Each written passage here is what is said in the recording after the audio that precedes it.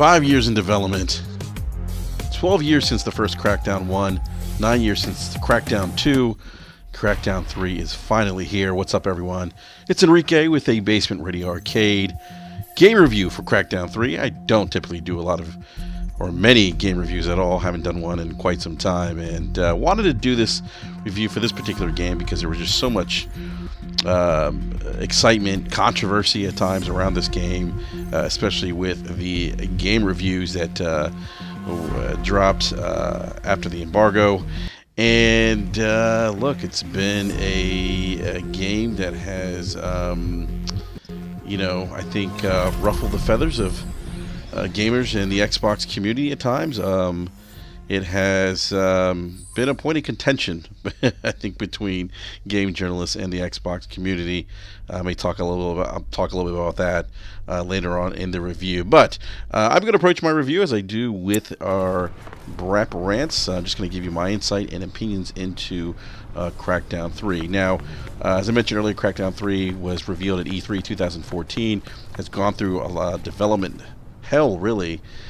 Being delayed, not showing well at events such as Comic-Con. A lot of the issues in terms of development does stem from the implementation of the cloud technology, which Microsoft really hyped when they first showed Crackdown 3. The cloud destruction was something that was talked about when they revealed Crackdown 3, that you'd be able to level buildings, and that this was going to be revolutionary in some sense. Now, they did go through some issues with development. CloudGen, which was initially the company behind the cloud technology, was bought by Epic. That put a wrench into development, and so Microsoft has finally released Crackdown 3, and I'll get to the cloud-related things later on in the review, but I do want to talk about the single-player campaign, because the single-player campaign by far is probably the one thing that I enjoy the most, especially over multiplayer. I played as Terry Crews, as Agent Jackson. I don't think there's any other way to play this game other than Terry Crews, just given his personality, his persona. I do feel like there's a missed opportunity here with Terry Crews' character. In the beginning of the game, there's a great, if you guys remember, if you watched Inside Xbox, there's this great cutscene with Terry Crews. He's addressing the agents. They're getting ready to go into New Providence and take on the evil corporation of Terra Nova. So, Terra Nova is this corporation with the head boss, Elizabeth Nadine, who has, like a mob family, has underbosses below her who control certain sections of the city of New Providence. So now the gameplay can be fun. Like, this game definitely can be fun at times. Now, I will say that it's found it to be very repetitive. There aren't many improvements from Crackdown 1 and Crackdown 2 in terms of gameplay mechanics and the gameplay loop. I mean, this game really hasn't evolved in the sense that other games in the same genre have. If you think about the collectathon games, or those open world sandbox games like GTA 5, Saints Row 4 comes to mind more recently. Those games have evolved over the last decade or so, and Crackdown 3 has kind of stayed in its own lane, whether for better or for worse. I think that depends on the end user. If you're a Crackdown fan, I think you're really going to enjoy playing this game because it's more Crackdown. Now, I did enjoy Crackdown 1 at its time. It was doing things that most open sandbox games weren't doing. There was that sense of humor. There was the combat, the excitement with collecting orbs and platforming elements. All those things are still here in Crackdown 3. Again, but there hasn't been any evolution in terms of the things that you do in Crackdown 3. And so I did find myself at times kind of becoming bored. Like, I definitely hit a wall 2 hours into the game and found myself putting the controller down, picking up the controller again. And it's interesting. Like, I would have fun for about an hour or so, and then I just felt indifferent to the game. It just didn't really motivate me and want me to continue playing. And that is, I think, the one flaw in the game, that the gameplay loop is very, very repetitive. I would have liked to see maybe with the single-player campaign, maybe a deeper narrative, maybe a little bit more variety in terms of combat. Combat's pretty simplistic. You hit the left bumper to lock on to enemies, and you just open fire them and pretty much take them out. And it's pretty much a rinse and repeat method. There's not a lot of combat variety to this game that you may see in other games within the same genre. So it does become repetitive. And even with some of the boss fights, in some of the missions, the underbosses, as I mentioned, do control different checkpoints of the city. And basically, once you really start taking out the checkpoints, you actually cause the underbosses to come out and fight you. And some of those boss battles, there's some variety in terms of what they do and how they move. Obviously, you're still using some of the platform elements, the lock on, to take out enemies and to take out the boss of a particular section of the city.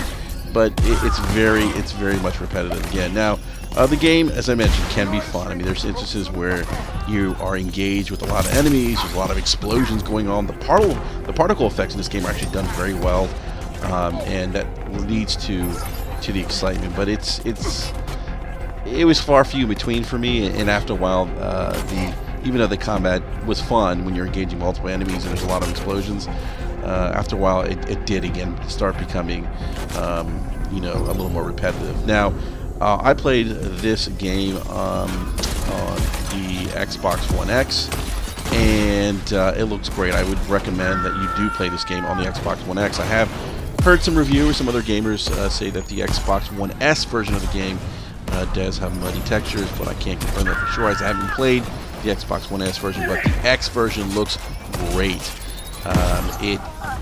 The HDR looks phenomenal. The neon lights at nighttime look great.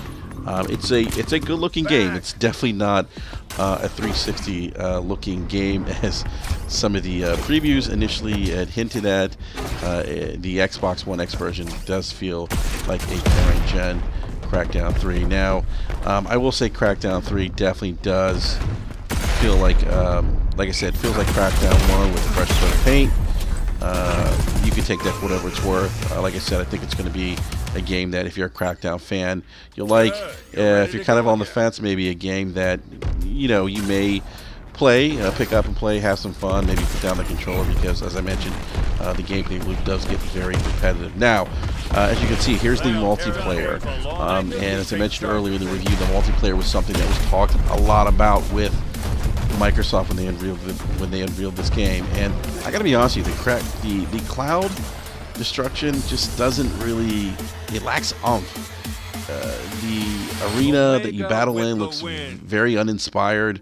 The buildings are not even reflective of New Providence. They're just like these simplistic, like, cylinder square structures. It's probably the best way to describe it. It looks like something out of Tron. Again, you're using the lockdown mechanism to lock on to enemies. They are two multiplayer games that you can play, game modes you can play, Agent Hunter and Territories. I probably enjoy Territories more, but that's because I've always enjoyed territory type multiplayer matches anyway. That's something that I've always leaned towards, I guess, even from the days of Halo to Destiny.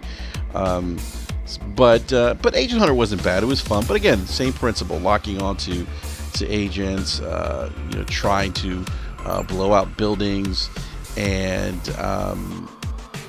causing destruction. But it's not really impressive. If you look at the map here, if you look at the map, the level design, I don't know, guys, it just feels very uninspired. It just didn't wow me, and I understand that maybe that's a result of some of the complexities of implementing cloud, but still, it just doesn't really look good, and the multiplayer gets very repetitive.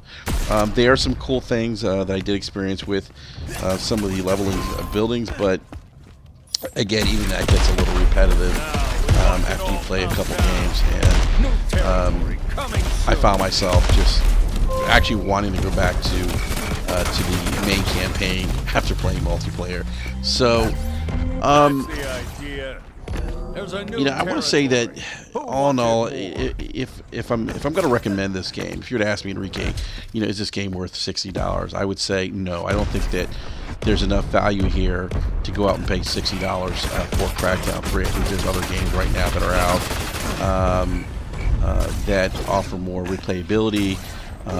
There's some free-to-play games. Apex Legends, I understand it's a different genre, but from a multiplayer perspective, it's free-to-play. I think you'll get more replayability out of that game. Now, if you do have Game Pass, I will recommend trying this game out of Game Pass. And if you don't, maybe waiting until the game goes on sale, or maybe picking up on a rental.